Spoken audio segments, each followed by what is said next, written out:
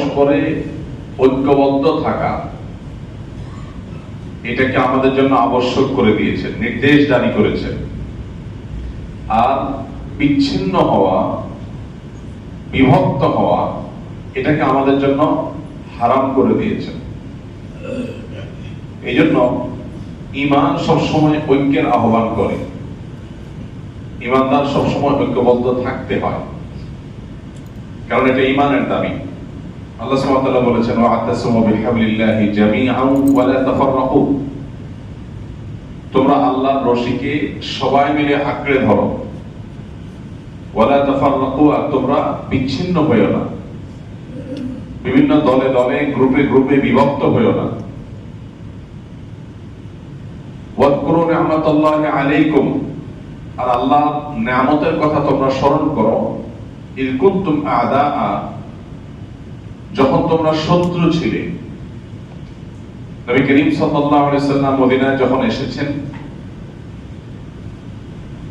তার হাতে হাত রেখে তার প্রতি ঈমান আনয়ন করে ইসলামের সুশীতল ছায়ায় আসার আগে মদিনার মানুষদের মধ্যে যে বহুধা বিভক্তি ছিল সেদিকে ইঙ্গিত করে আল্লাহ বলছেন, ইয কুনতুম আ'দা, আর স্মরণ করো সেই সময়ের কথা যখন তোমরা পরস্পর ভয়ঙ্কর শত্রুতায় লিপ্ত ছিলে।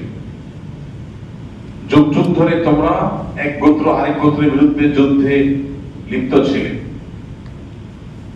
ফাসবাহতুম ফাআল্লাফা বাইনা কুলুবিকুম, আল্লাহ তাআলা তোমাদের পরস্পরের অন্তরগুলোকে মিলিয়ে দিলেন, অন্তরগুলোর মধ্যে পরস্পরের প্রতি সম্প্রীতি, সৌহার্দ্য এমন ভাবে সৃষ্টি করে দিলেন। ফাসবাহতুম বিনিআমাতিহি ইখওয়ানা, ফলে আল্লাহর নিয়ামতে তোমরা ভাই ভাই হয়ে গেলে একে অপরের প্রতি। এই আয়াত আমাদেরকে ঐক্যবদ্ধ থাকার গুরুত্বের প্রতি সুস্পষ্ট নির্দেশনা দেয়, এবং বিভক্তি সেটা যেন আমাদের জন্য কোনোভাবেই শোভনীয় নয়, সেটি বিষয়ে এখান থেকে পরিষ্কার বার্তা আমরা পেলাম। অন্য আয়াতে আল্লাহ বলেছেন, ওয়াতিউ আল্লাহ ওয়া রাসূলা, তোমরা আল্লাহ এবং তার রাসূলের আনুগত্য করো। তবে আল্লাহ এবং তার রাসূলের আনুগত্যের পাশাপাশি ওয়ালা তানাযাউ, তোমরা পরস্পর বিবাদে লিপ্ত হইও না। ফাতাফশালু, যদি বিবাদে লিপ্ত হও তাহলে তোমরা হেরে যাবে, দুর্বল হয়ে যাবে, তোমরা ব্যর্থ হয়ে যাবে। ওয়া তাযহাবা রিহুকুম, এবং তোমাদের শক্তি, তোমাদের সামর্থ্য এটা চলে যাবে, বাতাস চলে যাবে, পাওয়ারটা চলে যাবে, থাকবে না। আর এই ঐক্যবদ্ধ থাকার জন্য ভিন্ন ভিন্ন মতের মানুষগুলোকে নিজের ভাই মনে করে কাঁধে কাঁধ মিলিয়ে বৃহত্তর স্বার্থে একযোগে কাজ করার জন্য প্রয়োজন হয় পরম ধৈর্য এবং সবরের। এই জন্য আল্লাহ তাআলা আয়াতের পরের অংশে বলেছেন, ওয়াসবিরু, আর ধৈর্য ধারণ করবে। মাথা গরম করা যাবে না, সীমা লঙ্ঘন করা যাবে না। ভিন্ন মতের মানুষদের সাথে থাকতে গেলে, কাঁধে কাঁধ মিলিয়ে ঐক্যবদ্ধ থাকতে গেলে ধৈর্য ছাড়া, সবর ছাড়া কোনোদিনই সম্ভব না। কারণ অনেক কিছু চোখে পড়বে, অনেক কিছু মাথায় আসবে, যেগুলো দেখে হয়তো রিয়্যাক্ট করতে মনে চাইবে, আর সে রিয়্যাক্ট হয়তো ঐক্যের মধ্যে ফাটল ধরাতে পারে। এই জন্য আল্লাহ বলেছেন, ওয়াসবিরু, তোমরা ধৈর্য ধারণ করবে। ইন্নাল্লাহা মা'আস সাবিরিন, কারণ আল্লাহ তাআলা ধৈর্যশীলদের সাথে আছেন। এই আয়াতটা একেবারে পরিষ্কার ভাবে আমাদের জন্য বিভক্তিকে নিষিদ্ধ ঘোষণা করেছে, হারাম ঘোষণা করেছে। বিশেষ করে ইমানদারদের যে বলয় এবং অঙ্গন আছে, সেই বলয়ের মধ্যে তারা বিভক্ত হতে পারে না, তারা বিচ্ছিন্ন হতে পারে না, সেটা আল্লাহ তাআলা নিষিদ্ধ করেছেন। আওয়াজ হচ্ছে কেন? দরজা লাগানো, দরজা না লাগালে এসি নষ্ট হবে।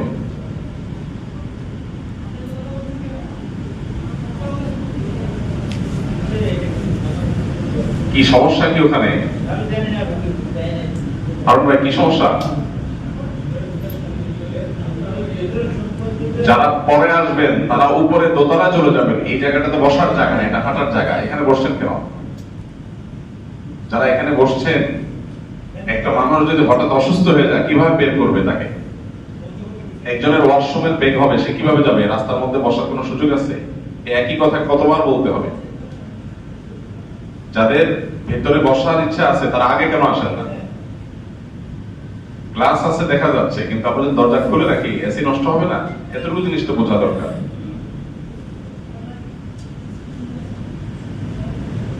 দরজা খুলছে কি আবার উনি কে দেখি দাঁড়াতে বলতে পারে? আরুন ভাই, দরজা খুলছে কি? দাঁড়ান তো একটু, কে খুলছেন? দাঁড়ান তো একটু। হ্যাঁ, দরজা খুলছেন কেন? বুঝে নাই? কে বলছে? হ্যাঁ, বুঝতে পারেন না মানে মাইকে এতক্ষণ বলছে, বুঝতে পারেন না কিভাবে? মাদ্রাসার ছাত্র দেখা যাচ্ছে, মাদ্রাসার ছাত্রদের শৃঙ্খলা না শিখে তাহলে হবে এটা তো রাস্তা, এটা বসার জায়গা না। দরজা বন্ধ করেন, দরজা বন্ধ না করলে এসি নষ্ট হবে না?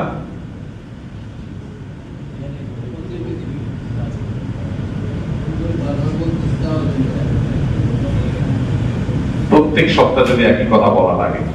আপনাদের আবেগকে আমরা শ্রদ্ধা করি। আপনারা যারা দূর দূরান্ত থেকে চলে আসেন, আপনারা নিশ্চয়ই ভালো উদ্দেশ্যে আসেন, সেজন্য আমরা রেসপেক্ট করি। মাদ্রাসার তালেব ইলম যারা আসেন তাদেরকে আমি বিশেষভাবে মহব্বত করি। আপনারা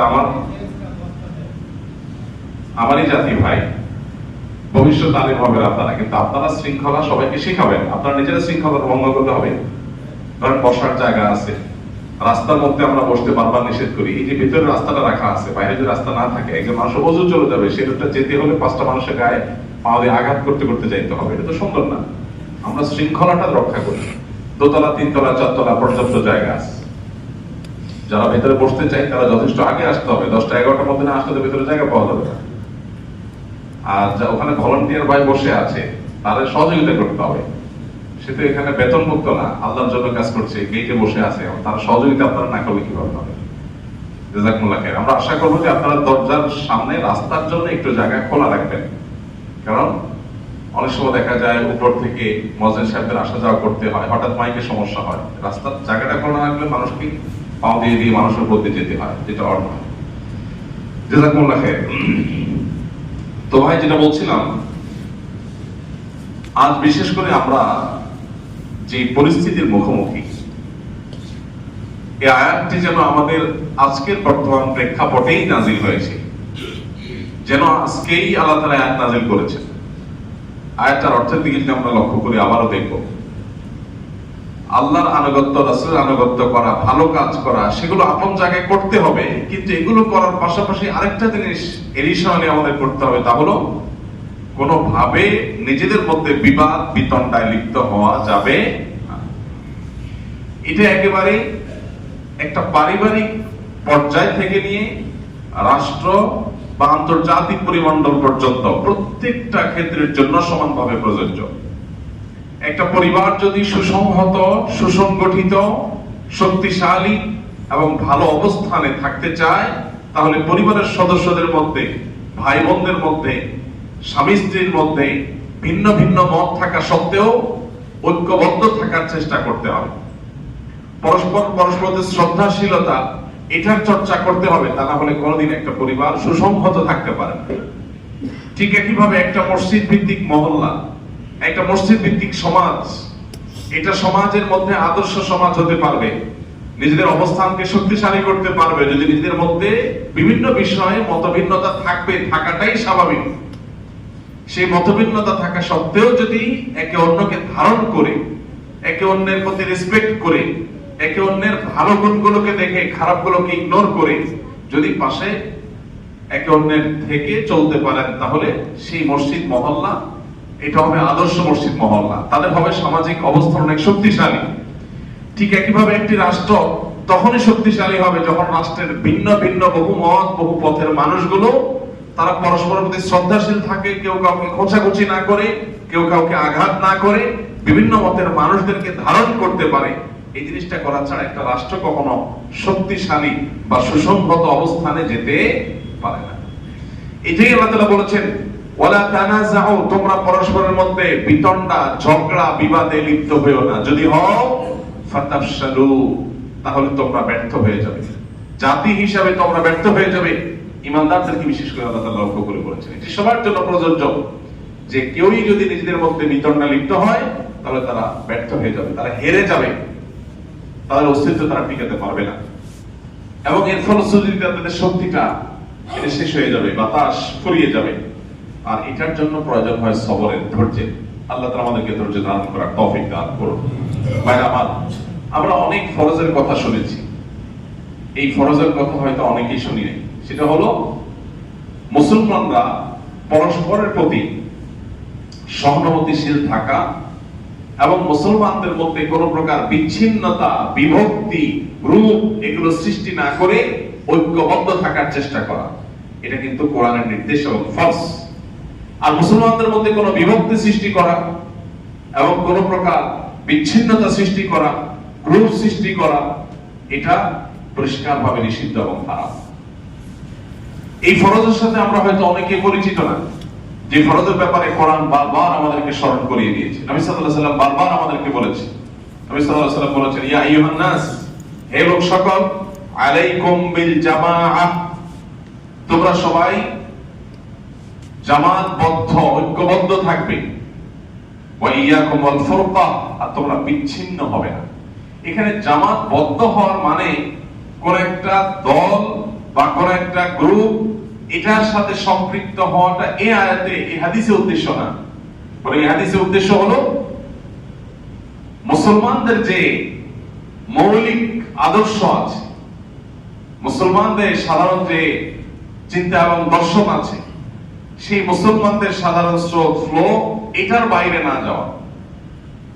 সেই সাধারণ স্রোতের মধ্যে থেকে আমরা বিভিন্ন প্ল্যাটফর্ম গড়ে তুলতে পারি, বিভিন্ন সংগঠন হতে পারে, বিভিন্ন প্রতিষ্ঠান হতে পারে, বিভিন্ন অর্গানাইজেশন হতে পারে, বিভিন্ন মুভমেন্ট হতে পারে।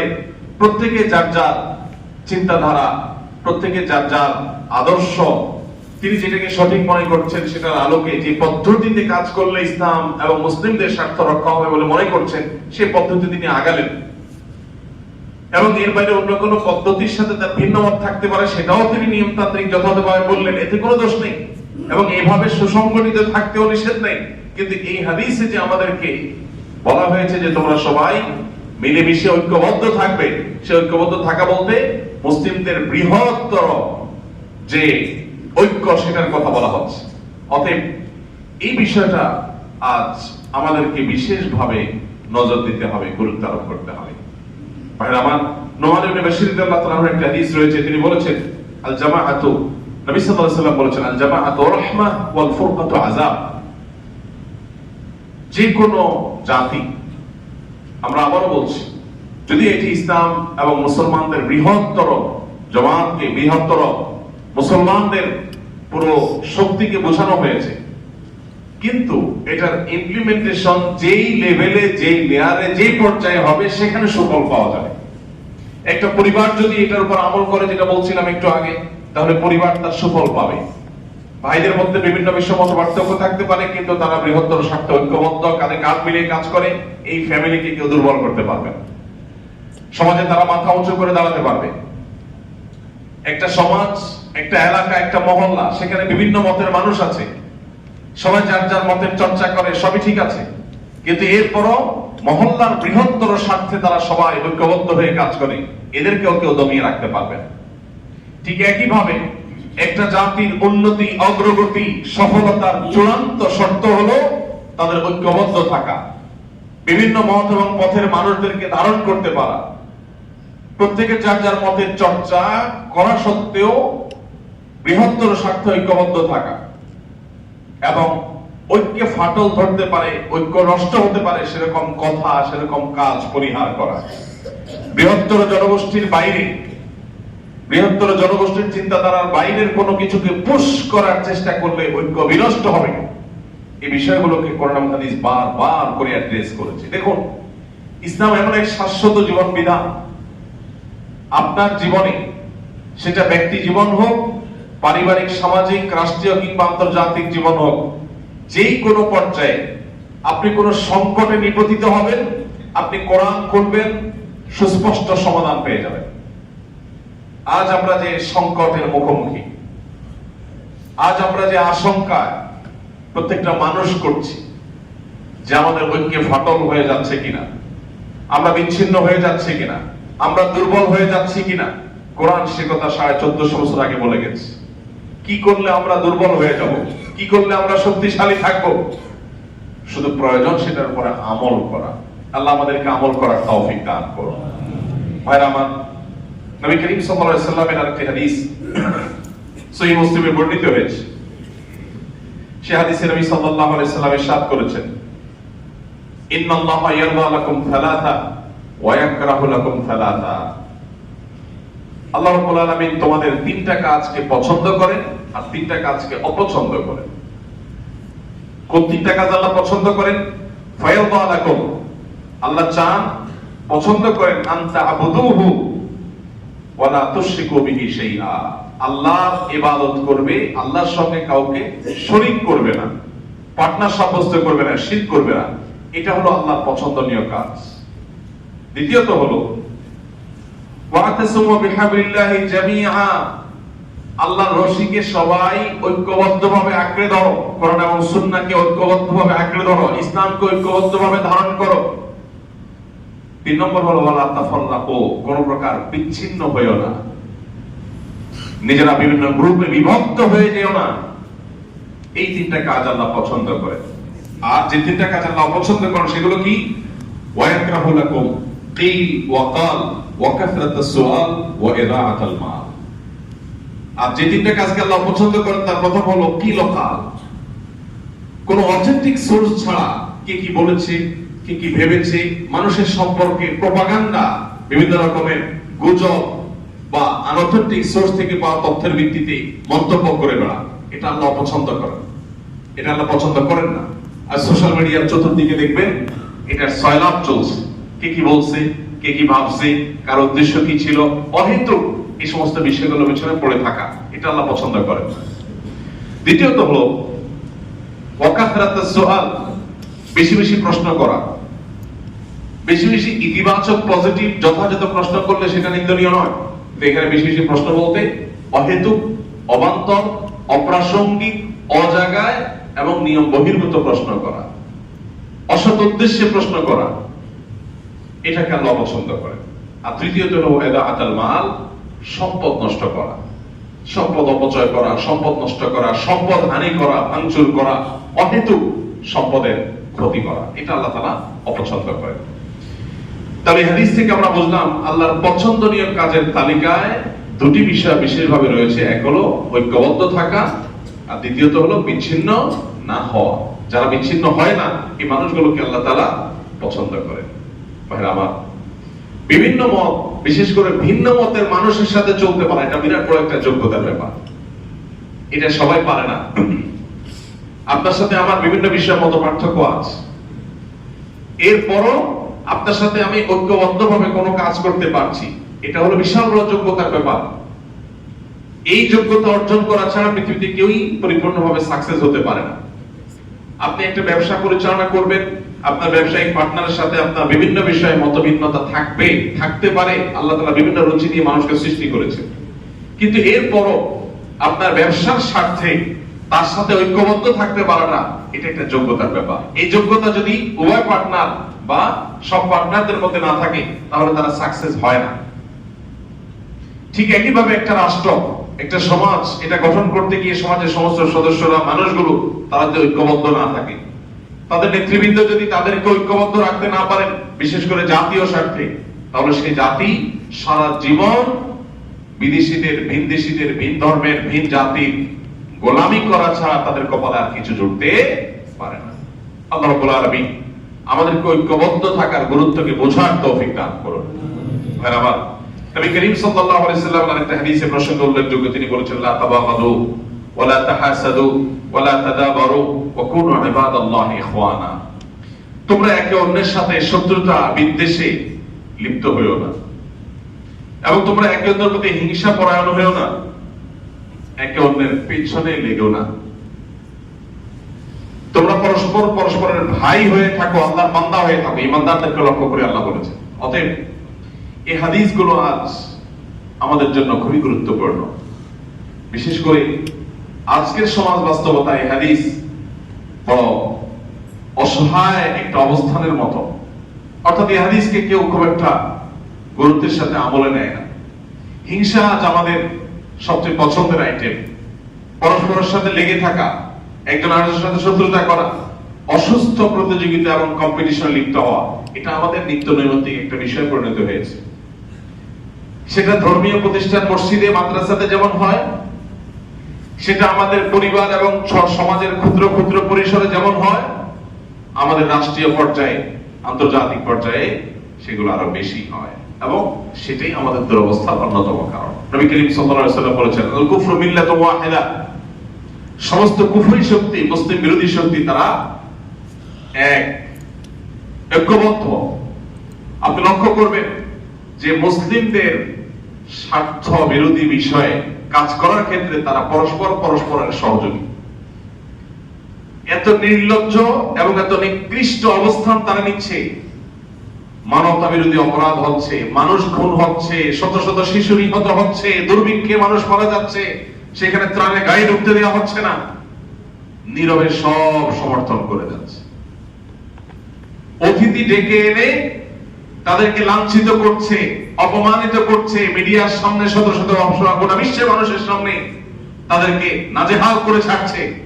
কিন্তু একটা লোক বলছে না যে লোকটা বেয়াদব বা অসভ্য, কেউ বলছে না। প্রত্যেকটা লোক মুখে কুলুপ দিয়ে বসে আছে। কেন? তাদের বৃহত্তর স্বার্থ নষ্ট হবে। একটা উদ্ভট, একটা উন্মাদ, একটা পাগল, একটা অসুস্থ মস্তিষ্কের মানুষকেও নীরবে নিবৃতে তারা সমর্থন করে যায় তাদের বৃহত্তর স্বার্থে। সে জানে এবং তার সাথেও ভিন্ন মত আছে, কিন্তু এরপরও তার স্বার্থে সে চুপচাপ থাকে, নীরব থাকে। আর আমরা সব বিষয়ে একমত থাকা সত্ত্বেও আমরা একে অন্যকে খোঁচাখোঁচি না করলে, বিরোধিতা না করলে, পেছনে লাগালাগি না করলে আমাদের পেটের ভাত হজম হয় না। আর এই জন্য বলেছি, এই হাদিসটা আজ বড় অসহায় হয়ে গেছে।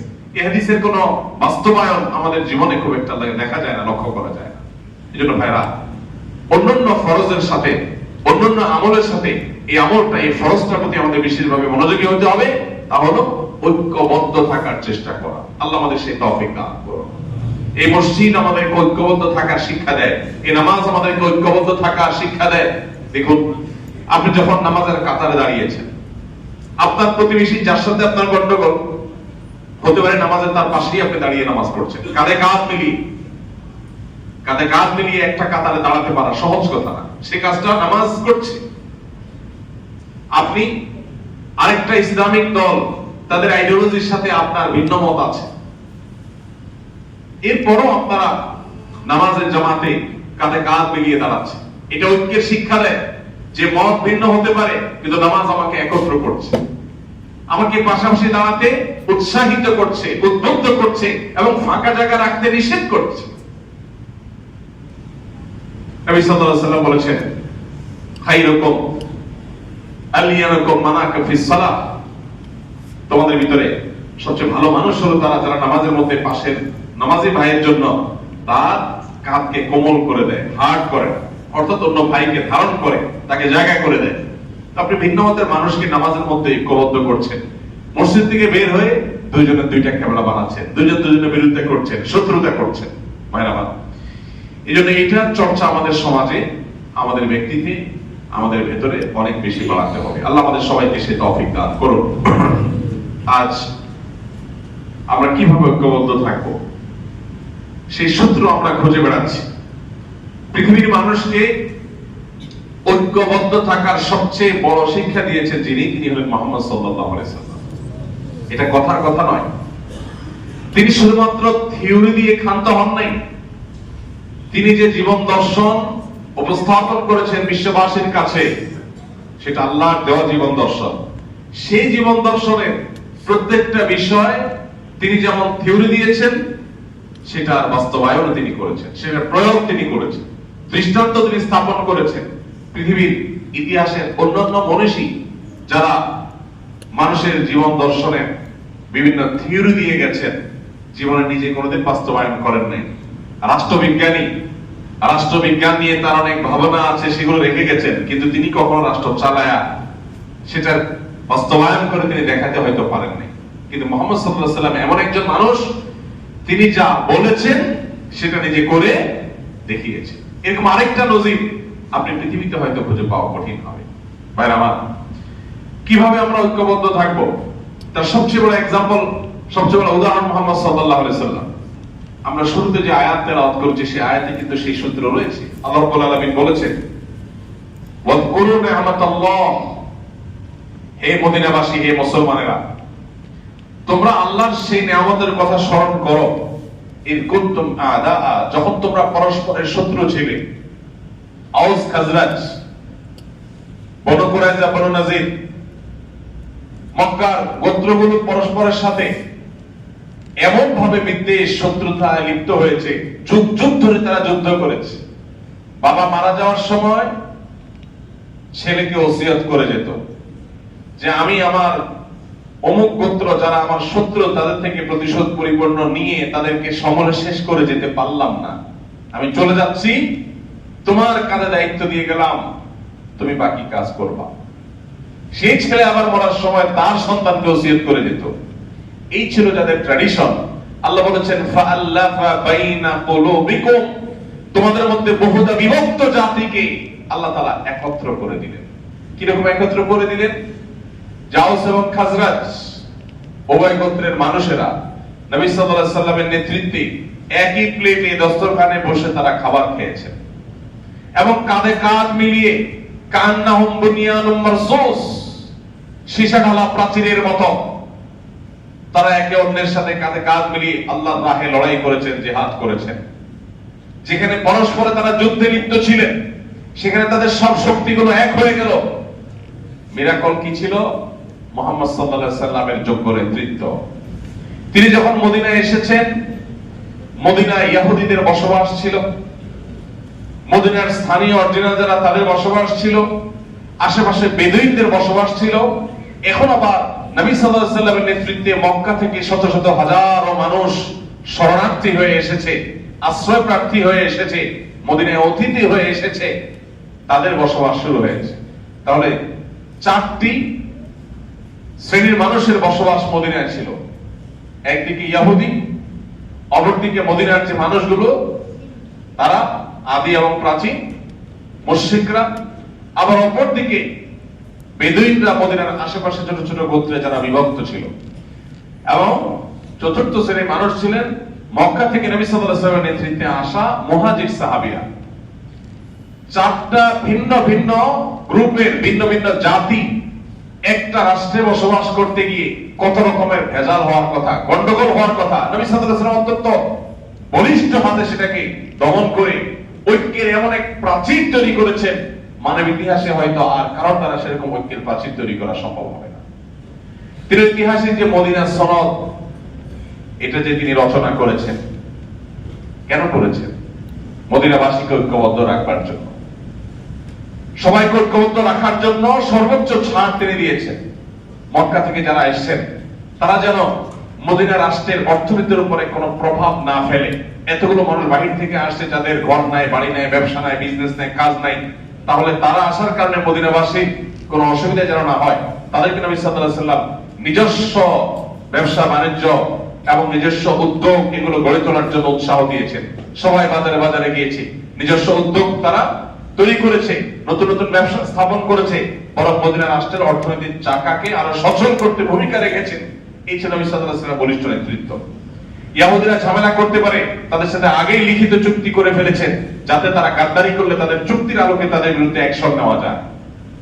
বেদুইনদেরকে তিনি ঐক্যবদ্ধ করেছেন, তাদেরকেও ধারণ করেছেন। আমরা দেখি কোরআন আমাদেরকে ঐক্যবদ্ধ হওয়ার সূত্র শিখিয়েছে। আল্লাহ বলেছেন, কুল ইয়া আহলাল কিতাব তাআলাউ ইলা কালিমাতিন সাওয়াইন বাইনানা ওয়া বাইনাকুম, হে আহলে কিতাব আসো, যে ব্যাপারে তোমাদের সাথে আমাদের কোনো ভিন্ন মত নাই সেই ব্যাপারে আমরা অন্তত এক কাতারে দাঁড়াই, ঐক্যবদ্ধ হই। সেটা কি? আল্লাহ না'বুদা ইল্লাল্লাহ, আল্লাহ ছাড়া কারোর ইবাদত করব না, এই কথা তোমাদের ধর্মগ্রন্থে আছে, আমাদের ধর্মগ্রন্থ আছে। অতএব এই ব্যাপারে আসো আমরা এক সুরে কথা বলি, ঐক্যবদ্ধ থাকি। ঐক্যের মূল সূত্রগুলো খোঁজা এটা যোগ্যতার ব্যাপার, আর বিভক্তির সূত্র খোঁজা এটা শয়তানের কাজ, এটা কোনো মানুষ বা মুসলমানের কাজ হতে পারে। এজন্য ভাইরা, আমাদের মধ্যে নবী সাল্লাল্লাহু আলাইহি ওয়াসাল্লামের ঐক্যের এই মূল সূত্রগুলোকে খুব বেশি ধারণ করার চেষ্টা করতে হবে। আপনারা লক্ষ্য করলে দেখবেন, মদিনায় নবী সাল্লাল্লাহু আলাইহি ওয়াসাল্লাম যখন এসেছেন, সেখানে কিন্তু আমরা যে চারটা জনগোষ্ঠীর কথা বলছি, চারটা জাতির কথা বলছি, পঞ্চম আরেকটা গ্রুপ ছিল মুনাফিকরা, যারা না ইহুদিদের সলিড ইহুদি ছিল, না মুসলমানদের ছিল, তারা মূলত দুই দলের সাথে তাল মিলিয়ে চলতো, বিশেষ করে মুসলমানদের প্রতি বিদ্বেষ ধারণ করত, কাফেরদের গুপ্তচরের ভূমিকায় অবতীর্ণ হতো। সেই মুনাফিক যারা, তারা তো আদতে মুসলমান ছিল না, তারা তো ইসলামের শত্রু ছিল। আল্লাহ কোরআনে মুনাফিকদের সম্পর্কে বলেছেন, তারা ফিদ্দারকিল আসফালি মিনান নার, জাহান্নামের সবচেয়ে অতল তলে তারা হারিয়ে যাবে, শাস্তি হবে তাদের। তাহলে যে মুনাফিকরা অমুসলিম, সেখানে মদিনায় অন্যান্য অমুসলিমদের মতো তাদের সাথে ট্রিট করার কথা ছিল, নবী সাল্লাল্লাহু আলাইহি ওয়াসাল্লাম সেটা করেন নাই। তারা মুসলমানদের বিরুদ্ধে, মুসলিম রাষ্ট্রের বিরুদ্ধে ষড়যন্ত্র লিপ্ত হয়েছিল। রাষ্ট্রের বিভিন্ন তথ্যকে তারা বাইরে পাচার করত। নিয়ম অনুযায়ী তাদের মৃত্যুদণ্ড হওয়ার কথা ছিল, তাদের শাস্তি হওয়ার কথা ছিল, কিন্তু নবী সাল্লাল্লাহু আলাইহি ওয়াসাল্লাম সেটা একবারও করেননি। কেন করেননি? তিনি নিজে বলেছেন, যারা মুনাফিক তারা লেবাসে পোশাকে মুসলমান, তারা আমাদের মসজিদে এসে নামাজ পড়ে, আমাদের সাথে রোজা রাখে, হজ করে, উমরা করে, মানুষ দেখে তাদেরকে মুসলমান মনে করে। মূলত তারা মুসলমান না, তারা মুসলমানদের শত্রু। কিন্তু মুসলিম সমাজে বসবাস করতে হলে সরাসরি শত্রুতা করা যাবে না, এজন্য তারা ভেগ ধারণ করেছে মুসলমানের। এই মানুষগুলোর বিরুদ্ধে যদি আমি এখন অ্যাকশন নেই, নবী সাল্লাল্লাহু আলাইহি ওয়াসাল্লাম বলেছেন, আমি যদি তাদেরকে বিচারের মুখোমুখি করি, তাদেরকে যদি শাস্তি দেই, তাহলে মুসলমানদের ব্যাপারে বিশ্ববাসীর কাছে ভুল বার্তা যাবে, অন্যান্য জাতি মনে করবে মুসলমানরা নিজেরা মারামারিতে লিপ্ত হয়ে গেছে। এটা যেন না হয়, সেজন্য মুনাফিকদের শাস্তি দেওয়া থেকে তিনি বিরত থাকলেন। তাহলে বোঝা গেল, ঐক্যবদ্ধ থাকতে গেলে বহু উল্টাপাল্টা দেখার পরও ঐক্যের প্রয়োজনে সেটাকে হজম করার অভ্যাস এবং শক্তি গড়ে তুলতে হবে। আরেকটা উদাহরণ আমরা দিতে পারি। নবী করিম সাল্লাল্লাহু আলাইহি ওয়াসাল্লাম যখন মক্কা বিজয় করলেন, মক্কা বিজয়ের পর আপনারা জানেন, কাবা ঘরের এক পাশে যে বুক পরিমাণ ওয়াল দিয়ে ঘেরাও দেওয়া আছে, রাউন্ড করা, যেটাকে হাতিমে কাবা বলা হয়, এটা কাবার ভেতরের অংশ ছিল। ইব্রাহিম আলাইহিস সালাম যে কাবা নির্মাণ করেছেন, সেটা এটা সহ ছিল। পরবর্তীতে নবী করিম সাল্লাল্লাহু আলাইহি ওয়াসাল্লামের দাদা আব্দুল মুত্তালিবের নেতৃত্বে কুরাইশরা যখন কাবার ওয়াল পুরান হয়ে ভেঙে পড়ে যাচ্ছে, এরকম অবস্থা, সেটাকে ভেঙে আবার পুনর্নির্মাণ করেছে, তখন তারা এই হাতিমের অংশটাকে বাহিরে রেখেছে, বারান্দার মতো এটাকে ঘেরাও দিয়েছে। তাহলে ইব্রাহিম আলাইহিস সালাম যে অংশটাকে পুরোটাকে মূল ওয়ালের অধীনে এনেছিলেন, তারা সেটা করে নাই, একটু বাহিরে রেখেছে। তো নিশ্চয়ই কাজটা সঠিক না এই অর্থে যে পুরোটাই তো মসজিদ, এখন কিছু অংশ বাহির হয়ে গেল, ইব্রাহিম আলাইহিস সালামের ভিত্তিটা তো একটু নড়ে গেল। তো নবী করিম সাল্লাল্লাহু আলাইহি ওয়াসাল্লাম আমাদের আয়েশাকে বলেছেন, আয়েশা, লাউলা কওমুকি হাদিসু আহদিক বিল ইসলাম, তোমার জাতি, তোমার বংশের লোক, এই মক্কার মানুষেরা যদি নতুন মুসলমান না হতো, তাহলে আমি এই কাবা ভেঙে আবার ইব্রাহিম আলাইহিস সালামের যে ভিত্তি, তার উপরে পুরো চৌহদ্দির উপরে পুনর্নির্মাণ করতাম। অর্থাৎ একটা ভুল কাজ হয়েছে, ভুলটা সংশোধন আমি করতে চাচ্ছি, বাট আমি করব না, কারণ এটা করতে গেলে কি হবে, এরা মাত্র নতুন মুসলমান হয়েছে, এরা বলবে মোহাম্মদ আমাদের কি ইসলামে দীক্ষিত করে দেখে আমাদের কাবা ভাঙা শুরু করে দিয়েছে। ভুল বুঝবে, যাতে ঐক্যের মধ্যে ফাটল না হয়, যাতে বিভক্তি তৈরি না হয়, যাতে ভুল বোঝাবুঝি তৈরি না হয়, সেজন্য একটা উচিত কাজ পর্যন্ত না করা, এটা অবস্থা ভেদে, পরিস্থিতি ভেদে নবী সাল্লাল্লাহু আলাইহি ওয়াসাল্লামের আদর্শ থেকে আমরা শিখতে পাই। অতএব আজ আমাদেরকে জাতীয় স্বার্থে ঐক্যবদ্ধ হতে হলে সব কথা বলা যাবে না, সব কাজ করা যাবে না, বিশেষ করে আমাদের বিভক্তির হাত থেকে আমাদেরকে রক্ষা করার জন্য। আল্লাহ আমাদেরকে বোঝার তৌফিক দান করুন। ভাইরা আমার, ইসলাম আমাদেরকে সেজন্য বৈচিত্র্যময় ঐক্যের কথা বলে। ডক্টর খন্দকার আব্দুল্লাহ জাহাঙ্গীর রাহিমাহুল্লাহর একটা কথা আপনারা বারবার শুনেছেন। তিনি বলতেন, ইত্তেহাদ মাআল ইখতিলাফ, এটি আমাদের ধারণ করতে হবে, বৈচিত্র্যময় ঐক্য। আপনার সাথে আমার বহু বিষয় ভিন্ন মত আছে, কিন্তু অনেক বিষয় আবার ঐক্যমত আছে। যে বিষয়ে আমরা একমত, সে বিষয়ে আমরা একসাথে কাজ করি। ভিন্ন মতের জায়গায় আমরা ভিন্ন হয়ে যাই, কিন্তু বিরোধিতা বা শত্রুতায় লিপ্ত না হই। আল্লাহ রাব্বুল আলামিন ঐক্যের এই গুরুত্ব আমাদের বাসা বাড়িতে, আমাদের ব্যবসা বাণিজ্যে, আমাদের মসজিদ ভিত্তিক মহল্লায়, আমাদের সমাজ ভিত্তিক কার্যক্রমে, আমাদের রাষ্ট্রীয় কার্যক্রমে, আমাদের জীবনের প্রত্যেকটা ক্ষেত্রে এটাকে আল্লাহ তাআলা বাস্তবায়ন করার তৌফিক দান করুন। এটার গুরুত্বকে আমাদের আল্লাহ বোঝার তৌফিক দান করুন। ভাইরা আমার, সময় এসেছে এই সম্পর্কে আমাদের সচেতন হওয়া, সতর্ক থাকা, সজাগ থাকা, যাতে আমরা কখনো কোনো পরিস্থিতিতে বিভক্ত না হয়। আমরা ভিন্ন মত পোষণ 100 বার করব, কিন্তু বিভক্ত হব না এবং একে অন্যের সাথে শত্রুতায় লিপ্ত হব না।